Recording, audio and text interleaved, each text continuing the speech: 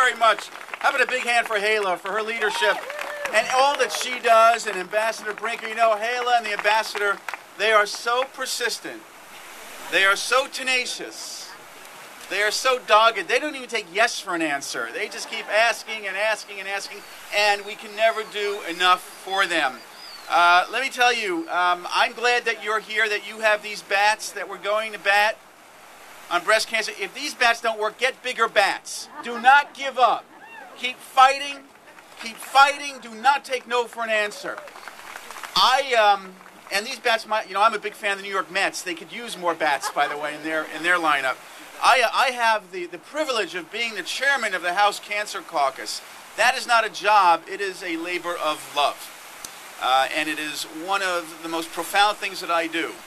Now, Hala just mentioned to you that I've just come from a speech that I delivered downtown to a lobbying group for general contractors. And I was at the Mayflower Hotel, and I gave that speech to a lobbying group, and then I got in my car, Hala, and we drove down K Street, and we passed all of those gleaming buildings containing all of those lobbying firms and all of those associations, and then we went on Massachusetts Avenue and went through past all of those embassies. Every country has an embassy representing its interests. Banks have lobbyists representing their interests. Financial institutions have lobbyists representing their interests. Oil companies have lobbyists representing their interests. You are the ambassadors and the lobbyists for women who don't have enough of a voice in Washington, and I want you to be proud of that. You are the ones who give them voice here today. And nothing could be more important.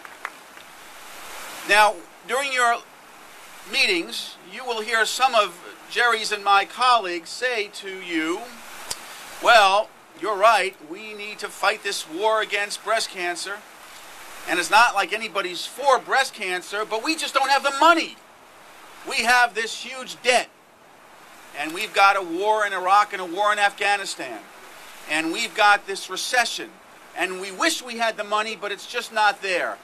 You get your bats out when they tell you that. You tell them, you tell those folks, how is it that when Wall Street needed a bailout, the check was written?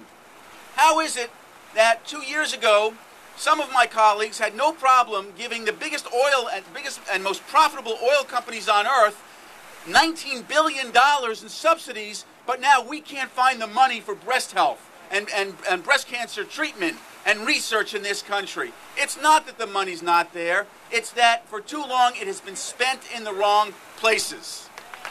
You are the priority. You represent the best values and the best hope for women throughout America.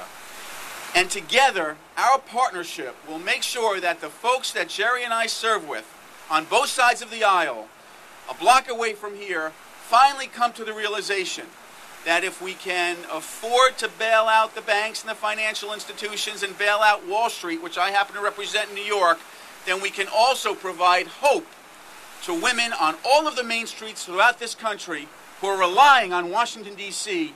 to provide the investments that will bring them that hope, bring them that care, save their lives and their daughters' lives too. Thank you all very much, and God bless you.